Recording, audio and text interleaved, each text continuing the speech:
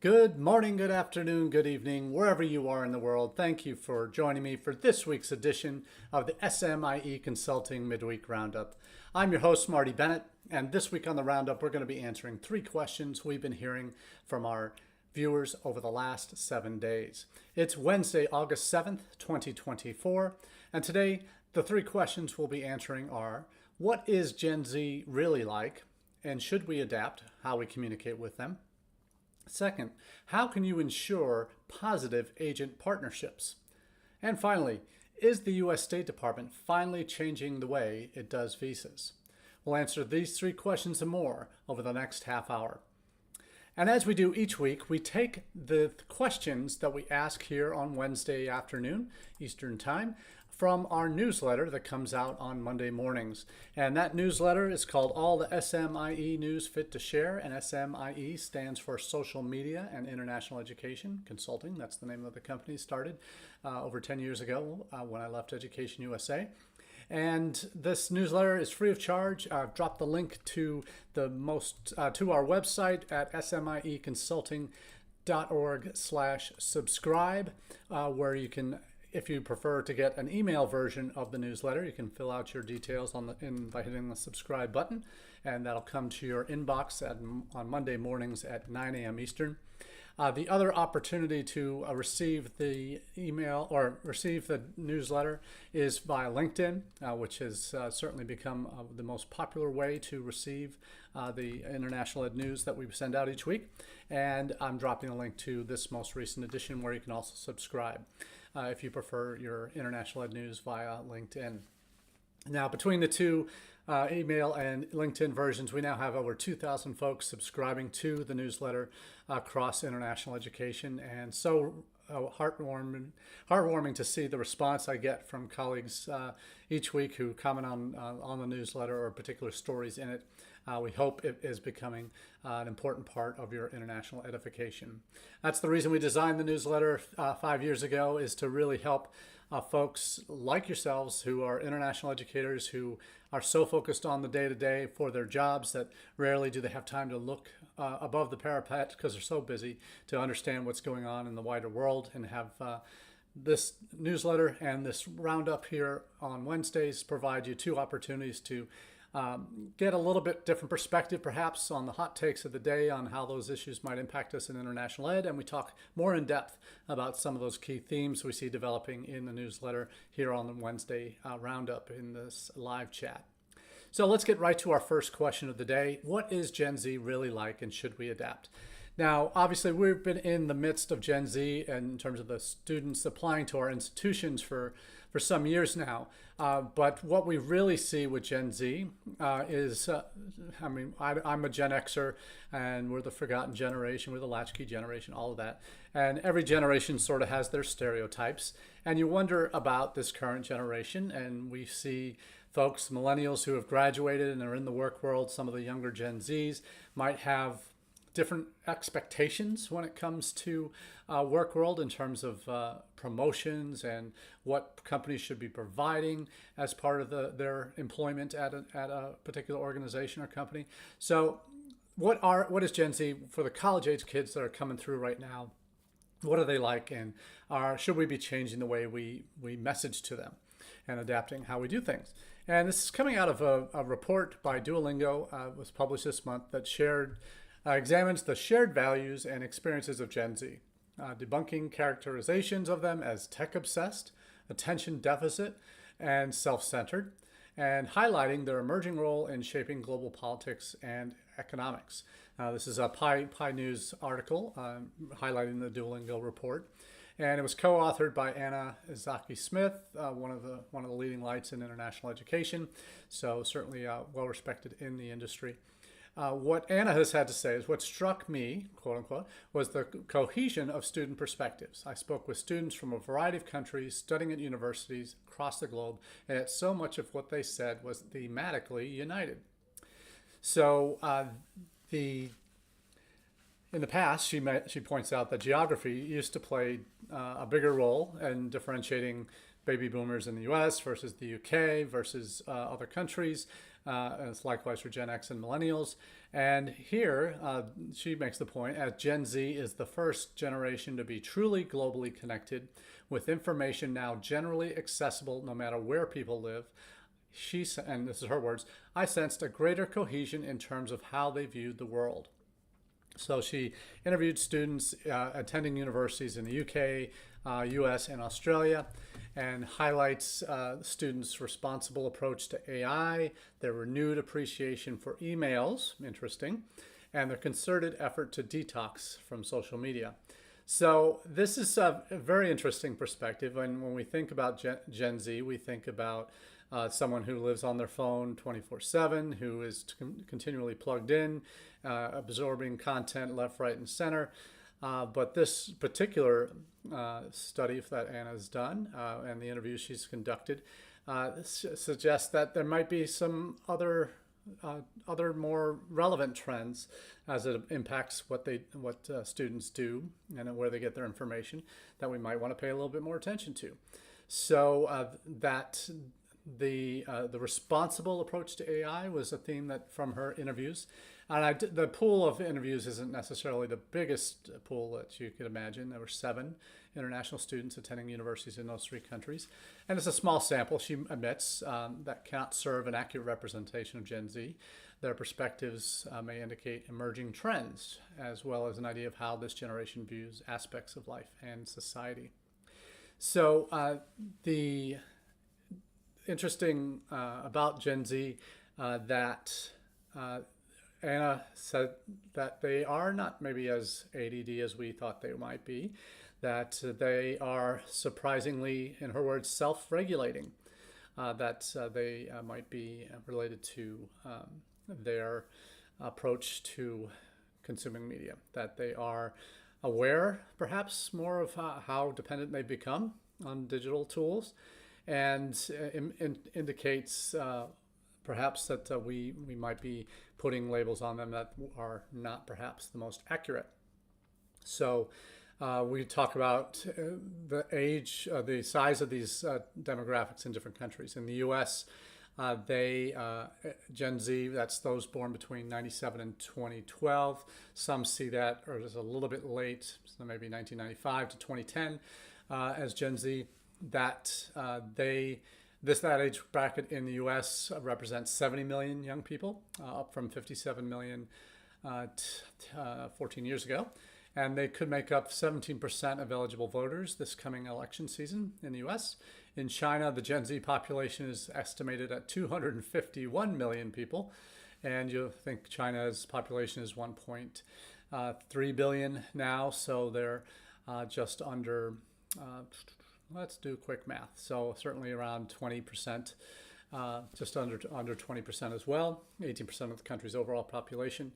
In India, in urban India, Gen Z population is 116 million. And keep in mind, in India, it's a much more spread out country. Yes, they have the major urban centers, but the population of 1.4 billion and growing is perhaps more evenly spread across that country. So there are some interesting takes on the Gen Z that they make up 45%. This is an interesting one. Gen Z makes up 45% of the world's 4.7 billion social media users, with the average user spending 2.5 hours per day on social media. So those numbers are pretty eye-opening in terms of what they say and they're spending on time, and that's their addiction. It's perhaps dispelling the myth that they're 24/7 on social media when the numbers say only 2.5 hours a day instead of 12 hours a day. So that perhaps that they are maybe losing interest in some of these social platforms. That how they have their goals and they're eager to achieve them. They view education as their vehicle to achieve them. Not surprising from students that are already made decisions to study outside their home countries. So that's perhaps a self-selecting group there. But in terms of, it's a very small sample size, very small piece of the larger pie of the generation. that they have proven, at least the ones that I interviewed, more sophisticated in terms of their use of AI, that not necessarily just using it as a cheat code, that they're actually using it as a base to get ideas on the page and then refine from there. So interesting to comment that this group is perhaps turning back to email, as perhaps earlier late millennials were and early Gen Zers were very focused on messaging apps. That this generation, revealed the enduring value of emails that provide, quote unquote, a greater degree of security, of structure and detail, particularly in academic and professional settings. So perhaps a great appreciation for what those students can bring to the table. So do we need to adapt how we are communicating with these individuals? And I think this is something we really want to pay attention to, because communicating who we are and what we do as institutions is ultra important to the messaging we put out, how we do it, where we do it, all of that. For those that follow the 6 Ps that we talk about here on the Roundup regularly and in our newsletter, that P of platforms and people and personalization, peers and personalization are the ones where you certainly need to be personalizing your message, reaching the students where they are on the platforms they're using at the time that they're using them. So one of those platforms that without a doubt is the elephant in the room, even globally, bigger than anything in China, and that is WhatsApp in terms of an instant messaging app. Currently, there are 3.03 WhatsApp users in 2024 as of this April. So that is just an enormous number that are using this platform for messaging. They're increasingly using it to consume their social media, whereas they might have been on Facebook or Insta before.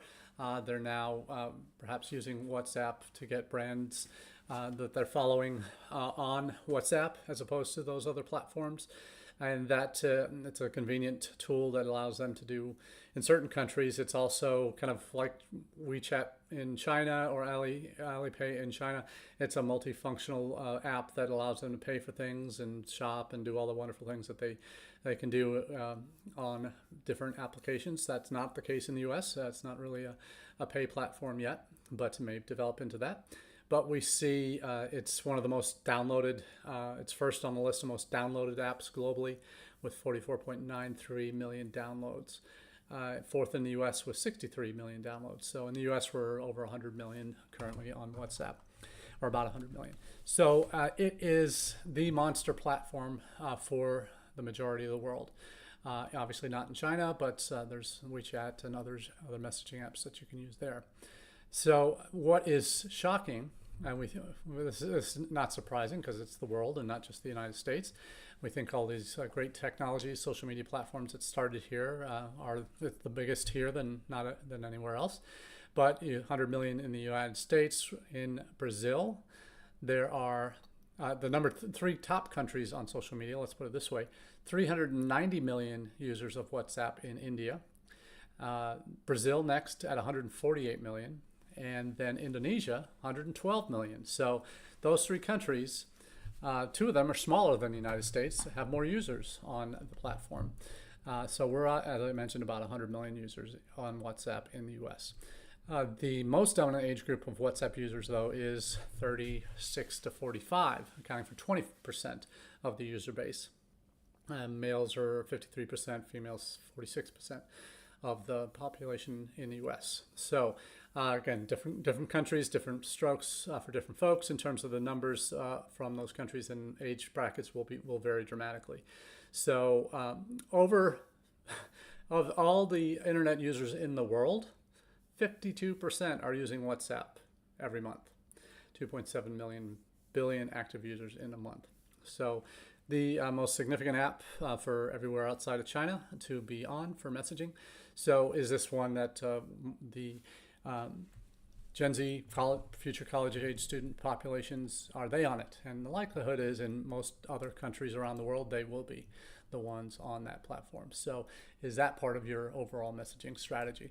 I'll drop the link to that article as well into the chat, so you can have that for your reference as well. We'll move on to our second question of the day, and that is, how can you ensure positive agent partnerships?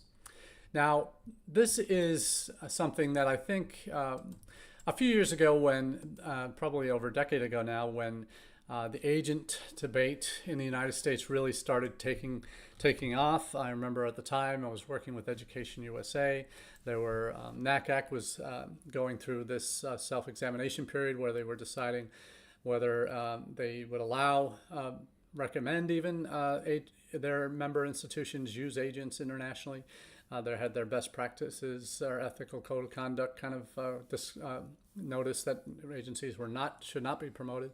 And there might be sanctions for institutions if they did. That never happened. And NACAC eventually endorsed use of agents.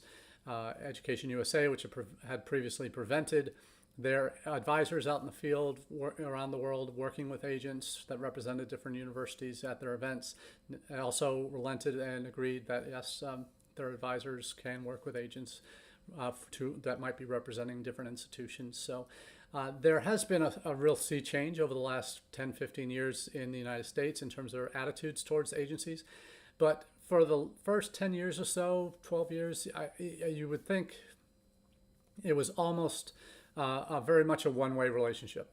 The agents sent students to universities, and those that sent the most were getting the most reward, and those that didn't were cut loose. And there's, to a certain extent, that still happens.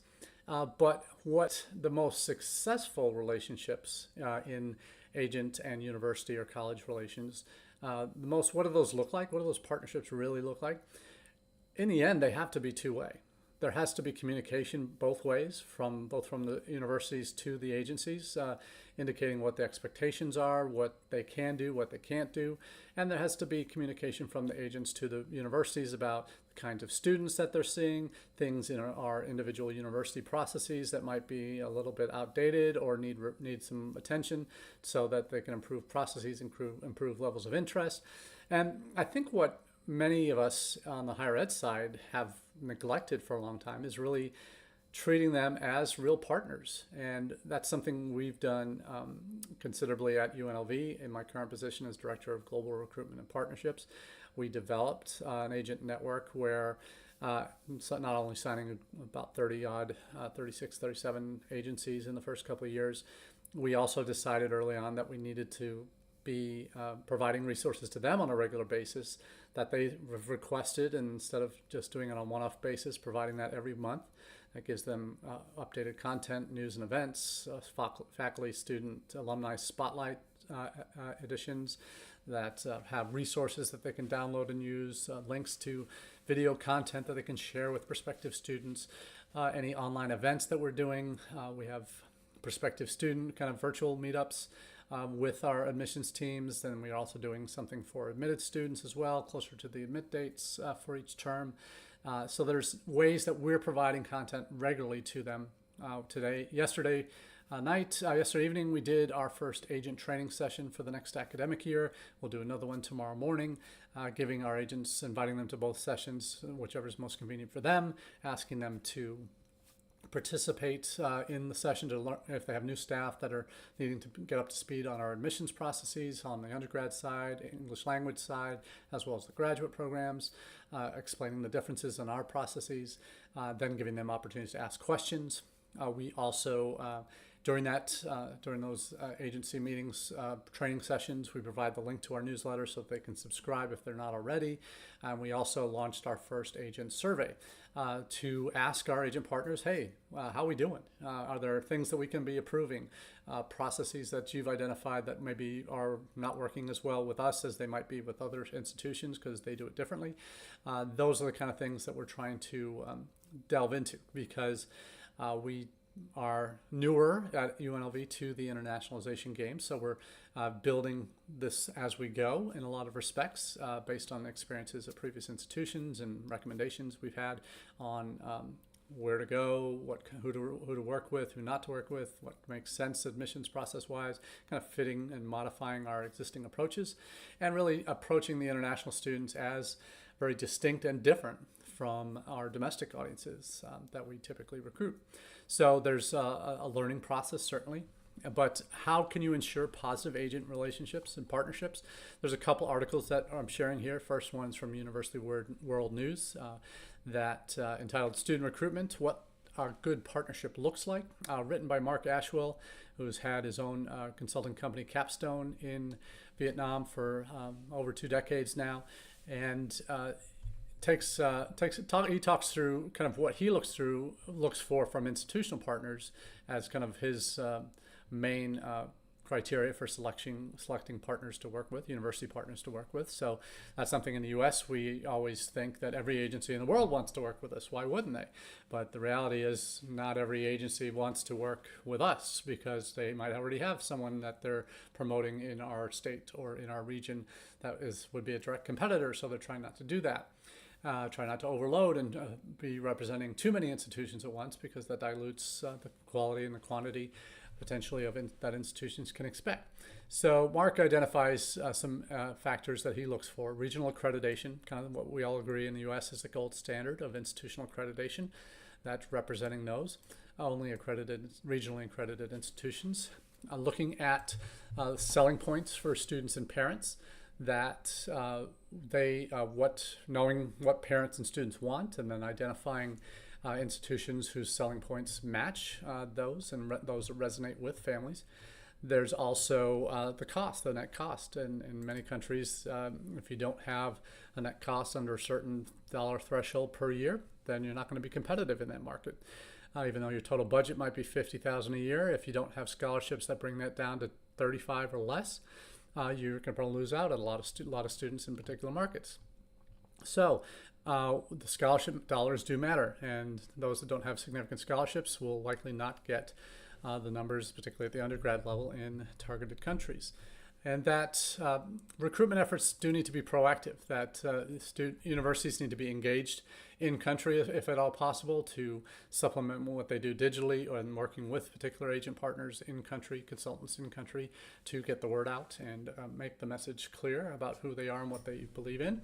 But there's a whole list of different things that Mark identifies that universities need to be upfront with in terms of realistic expectations, what the application process looks like, how simple it is, and that's his emphasis, that they need to be simplified.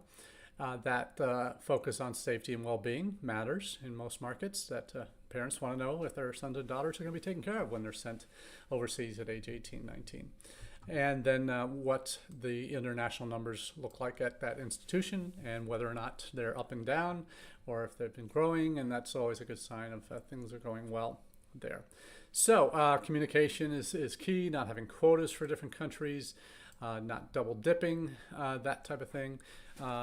Those are the things that Mark identifies as some really positive things that are good hallmarks of positive partner relationships.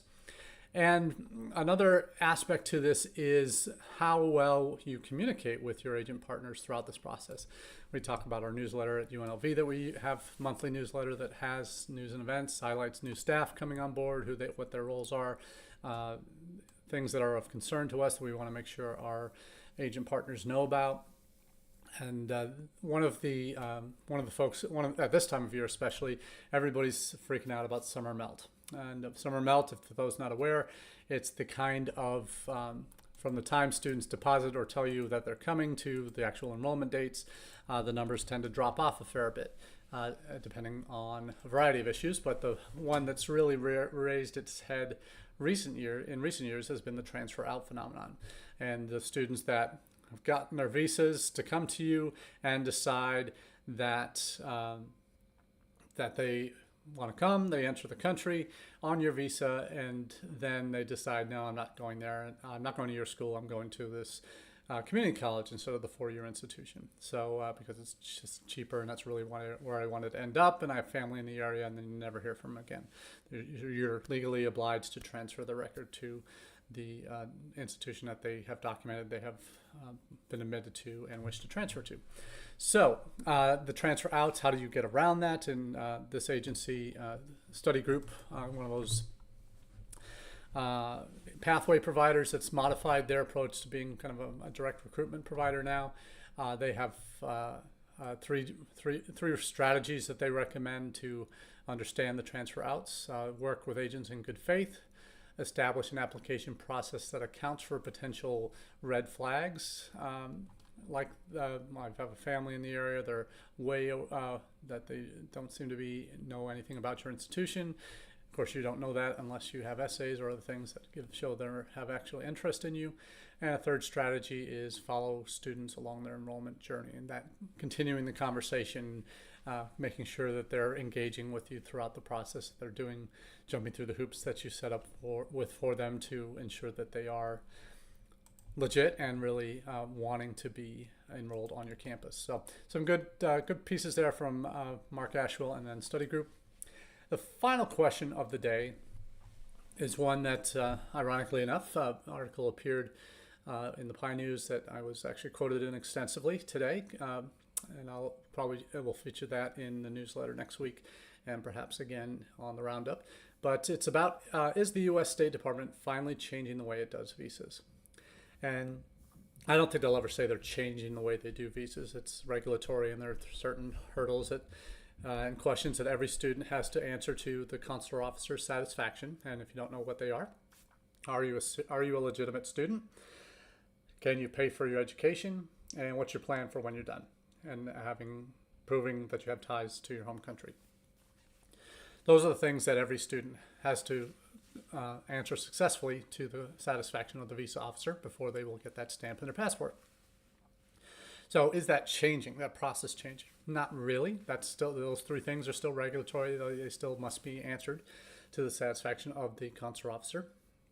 But what is changing is who actually needs to go for an interview.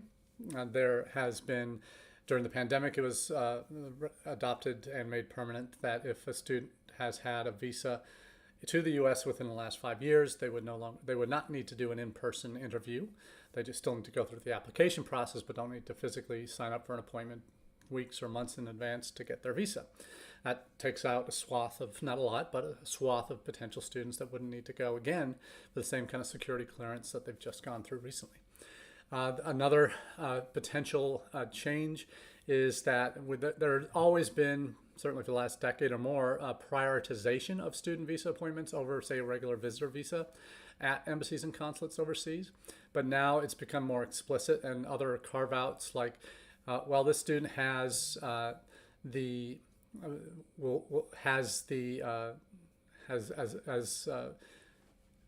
the student has an upcoming start date within a week or two, and it's important that we get them an appointment before then because they got a scholarship, and they'd lose that if they don't. Then that process can be sped up, and emergency appointments can be granted.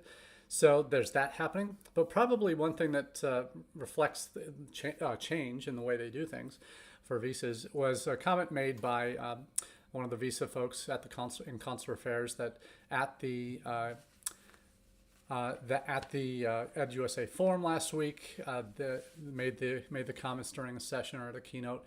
Don't know which one, but since I didn't get to go, but certainly she made the comment that they're really focusing and hammering into the heads of their consular officers who are fresh out of foreign service training on their first couple of assignments out in the field around the world, that their majority of their duties are as frontline visa officers. So they're told that, hey, don't expect an 18-year-old to know what they're going to do for the rest of their life at age 18, or what they're going to do in 5 years' time when they graduate, to have that all figured out. That's not realistic. And that's every university admissions person that's traveled abroad and met with students and has been a student themselves would say exactly the same thing. No one knows at age 18 what they're going to be doing when they graduate a year after they've done their OPT. So that is something that, if that message is getting through, and it's debatable as to whether that's happening or not, to address the kind of issues that we're seeing in Africa, to address the kind of visa wait times, those are potentially different issues. But certainly the visa denial rates are going to be next up in the mixer for serious attention and focus by Consular Affairs. They know it's an issue, particularly in Africa. They're looking at ways that they can address that better. So is the State Department changing the way it's doing visas? For the State Department, yes, they are actually making moves that are logical and make sense, and saving any massive immigration overhaul that changes statuses or changes F1 to dual intent instead of non-immigrant. The green cards for college graduates, international college graduates, all of those things are kind of dream scenarios. But unless something like that happens, State Department is doing what it can within the regulatory restrictions that it does have. So progress. So it's always a good thing in this respect. So that's all we have for you this week on the Midweek Roundup.